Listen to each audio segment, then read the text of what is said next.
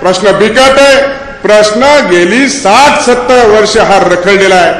आणि म्हणून राजकारणामध्ये बोलायच्या गोष्टी बोलल्याच जातात, करायच्या गोष्टी केल्याच जातात, परंतु आरक्षण मिळवण्यासाठी मी या मंचावरून आपल्याला विश्वास देऊ इच्छितो की आरक्षण मिळवण्यासाठी आपल्याला लिचपीची भूमिका भविष्य काळामध्ये घेऊन चालणार नाही।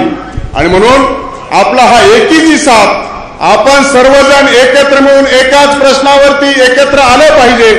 आणि पक्ष भेद विसरून चोंडीला यावर्षी जयंती साजरी झाली। सर्व सन्माननीय धनगर समाजाचे आजी माजी सर्व नेतृत्व करणाऱ्या माणसांना चोंडीच्या पवित्र भूमीमध्ये बोलवलं, त्या दिवशी देखील हेच विचार मांडले आणि धनगर समाजाच्या आरक्षणाच्या संदर्भामध्ये त्याला अग्रक्रम दिला पाहिजे, तशीच भूमिका माझी देखील आहे। आणि म्हणून भविष्य काळामध्ये आपल्याला या प्रश्नाच्या संदर्भामध्ये ही काळाची गरज झाली आहे की आता आपलं उपद्रव मूल्य पाहिजे तेवढं तर आहेच, पण त्याही पेक्षा बर्ने मामा आणखी वाढवण्याची आवश्यकता आहे।